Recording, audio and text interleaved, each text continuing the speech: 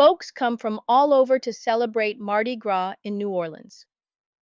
Lenny Fulton had been saving his money so he could go this year. Since getting his promotion at the office, you can't tell him anything. As supervisor of the accounting firm we both worked for, Lenny had a bit more pocket money. He didn't lord it over the rest of us because Lenny was a very socially conscious person. Every paycheck, he put aside a little bit for his trip.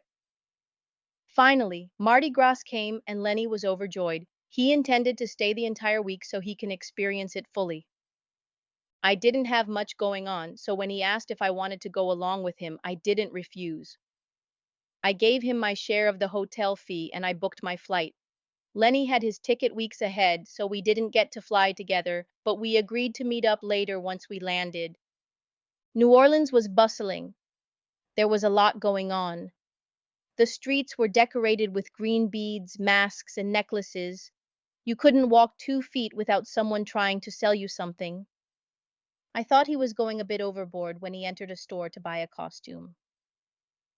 That afternoon, we went out to join the throng of revelers. We didn't have to go into a restaurant to eat because there were lots of street food and beverages. Lenny was on his way to being drunk by the time we'd walk a few blocks. I decided that I was going to keep an eye on him because I knew Lenny really well. Drunk, Lenny wasn't pleasant. As evening came, the party got rowdier. I hadn't believed that women bared their chests during Mardi Gras, but I'd seen enough to last me a lifetime. Lenny thought it was great fun. By late evening, I wanted to call it a night, but Lenny insisted that he wanted his fortune told.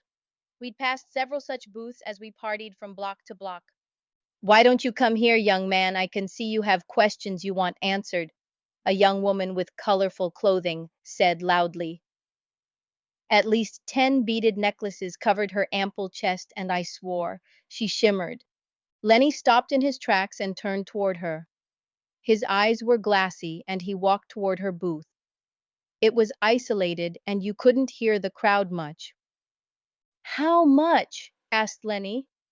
"First time is free," she answered in her Creole accent. "Okay, I'll give you a shot." The woman stood up from behind the table she was sitting at and beckoned to Lenny. "You must come inside. The spirits are restless with all this noise." We followed her into a tent just behind the booth. Inside was much bigger than it looked. There were shelves full of jars with a multitude of items in them. I looked away quickly from a jar that had frog's legs in it, only for my gaze to fall on a jar of chicken feet. I tried to tell myself that they were just for show, that the woman was just a street performer. "My name is Lucienne," she said. "How do you do?" Lenny replied, suddenly remembering his manners. "Sit here," Lucienne said, pointing to a seat in front of a small round table. On the table was a tray of raw corn kernels. Lenny sat and I sat behind him, out of the way to watch the show. Lucienne reached over to the tray and seemed to wash her hands in the kernels, and then she mumbled something in French. Lenny burped loudly, and I tried not to laugh. "Now, you must clear your mind and only concentrate on the 3 questions you want to ask, nothing else." "Okay, cool. My first question is, where do I find my father?"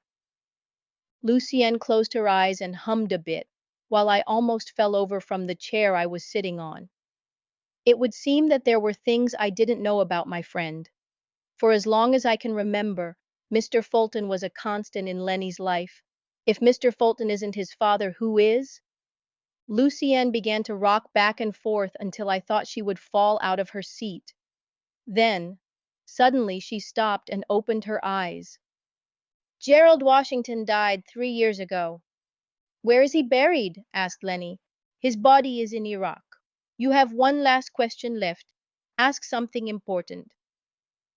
"When will I die?" This time, I fell out of my chair. Why would anyone in their right mind want to know something like that? Lucienne closed her eyes again and hummed. When she opened her eyes, her expression changed to sadness. "You will die in 3 months." Lenny nodded and stood up.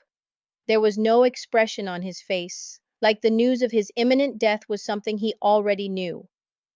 He threw a few bills at her, thanked her, and walked out of the tent. How can you say something like that to him? He's on vacation, for Christ's sake, I said to her. Would it have been better to tell him that he's going to die by your hand? She asked me. I choked on what I was going to say and hurried out after Lenny. He had walked away and I ran to catch up to him. That was something, huh? I said. She was right about my father. I found out a couple weeks ago that my dad wasn't my dad. I asked Mom about it, and she told me that he was being deployed and left for Iraq. She never got the chance to tell him that I was on the way. My heart started to pound in my chest like a drummer in a rock band. Did she tell you his name too? Yeah, he re-enlisted when he came back to find Mom was seeing Dad. He spent my whole life in the Marines.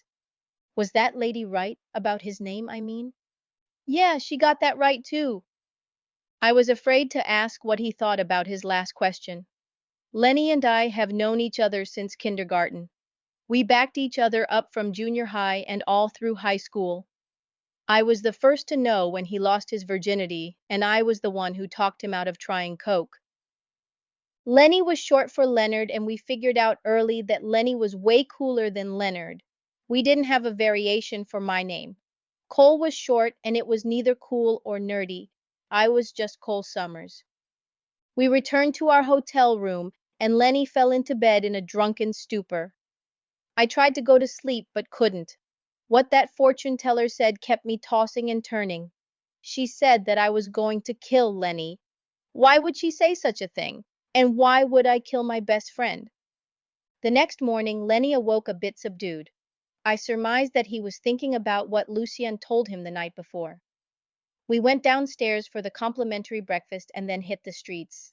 There weren't a lot of people out this early, but the few that were out looked miserable, like they were all nursing hangovers. Lenny and I walked a few blocks and stopped where Lucien's booth should have been, but it wasn't there. There didn't seem to have been anything there. A huge tree was in the spot where I could have sworn her booth stood. A few feet away, an old woman was setting up her stand. Excuse me, there was a fortune teller booth here last night. Did she move? Asked Lenny. There was only me, the old woman answered. Lenny nodded to her and we walked away. I took Lenny's arm and dragged him down another block. Lucien's booth was nowhere to be found. Did we imagine her? Lenny looked at me and shrugged. That's the mystery of New Orleans, man. Some of these people are magical. I had this sudden need to find her. I wanted her to explain. I wanted her to give Lenny a different reading. We have to find her. I want a reading too. Lenny stopped to stare at me. I thought you didn't believe in that sort of thing. It doesn't have to be her. We can see someone else, he said. I looked around desperately. We couldn't find any fortune teller stands. I felt like crying. Lenny was staring at me curiously. Why? He asked simply. Why what? Why do you want a reading? Last night, that Lucienne woman said that you were going to die in 3 months. You don't believe her, do you? It's customary to ask 3 questions of a fortune teller, and usually the first 2 answers are right. The third answer is never true. I read somewhere that Juju is very limited. Nevertheless, I want to have a reading, I insisted. I wanted to feel better about Lenny's statement, but the queasy feeling in my stomach wouldn't let me. We strolled down the street to where the old woman was. Her stand was finished. I stopped in front of her and stared at her. That was when I realized it. If you squinted when you looked at her, you could see that she was Lucienne, aged 40 years. How did you do that? I asked her. How did I do what? She countered. What's your name? I insisted. My name is Madame Lucienne Dubois, she replied. My heart thudded in my chest as I continued to stare at her. I was sure she was the woman from the night before. The Lucienne from then was young, full-bodied, and her hair was jet black. Standing before us was a shriveled old woman, perhaps in her late 70s, and her head was wrapped in a colorful scarf. Hey, is your daughter's name Lucienne too? Asked Lenny. He was staring at the old woman with interest now too. If I had a daughter, her name would be different from mine. If you don't mind, I'd like you to move along. You're blocking my customers. I turned to see that a line had formed behind us. I grabbed Lenny's arm and moved out of the way. It was then that I looked at the sign. The old woman placed beside her stand. Fortunes by Madame Lucienne, it said. I didn't understand what was happening. That old woman was our Lucienne from the previous night. Lenny walked ahead of me and was buying a drink from a stand. Suddenly, a drink didn't seem to be a bad idea. I joined Lenny in a cold one and tried to enjoy the rest of the day. When evening came, the revelers came out in force. Lenny and I joined them. I steered him toward a completely different block. We stopped to listen to some music. The sound was haunting and the musicians were mostly old men. They played with emotion and skill. I felt emotions in me. I didn't know I had, and when they finished their set, I had tears streaming down my face. Are you going to tell me what's going on with you? Asked Lenny. Last night, I told that fortune teller that she was wrong for telling you about when you would die. We need to find her. Dude, I told you that her last answer was false. Why are you stressing about it? I don't believe it. Aren't you a bit concerned? Cole, forget it. We came out here to have some fun. I got the answers that really matter to me. The man who fathered me and the man who was a father to me is what's important. And even if I did die in 3 months, that's fine too. Why are you fine with dying in 3 months? Are you sick? Lenny laughed at me. The sound was hollow, like he didn't really mean to laugh. Lenny was trying too hard. He was worried too. I knew it. Nah, man, I'm healthy. If I die in 3 months, there's nothing I can do about it. All this, he gestured at his surroundings, won't matter. We continued to walk trying to be merry, but I was struggling. What could possibly happen between us that would make me hurt my best friend? Somehow, we ended up walking along a less crowded street and found ourselves nearing Madame Lucienne's booth again. There wasn't a line, and she was sitting down with a pipe in the corner of her mouth. The smoke coming out of the pipe partially obscured her face, and I could have sworn her eyes glowed. Lenny quickened his pace and stopped in front of her. How much? First time is free, she answered. I pushed Lenny out of the way. I want a reading. Come inside. The spirits are restless tonight. We followed her inside her tent behind the booth. There were shelves lining the walls with small jars of solutions and powders. There weren't any frogs' legs or chicken feet. Madame Lucienne sat down at a small table and pointed to a chair, and I sat. I want you to clear your mind and concentrate on what you want answers to. I watched as she reached over to squirt hand sanitizer in her hands and rubbed it in. Then she held her hands out to me. I placed mine in hers and she closed her eyes. Lenny watched from behind me. Are you ready? She asked me. What will I be doing 3 months from now? Lucienne nodded. She stared at me and then closed her eyes. She rocked back and forth and hummed low in her throat. The humming went on for at least a minute, and then she stopped. She opened sad eyes to me. 3 months from now, you will be in a dark place full of sorrow.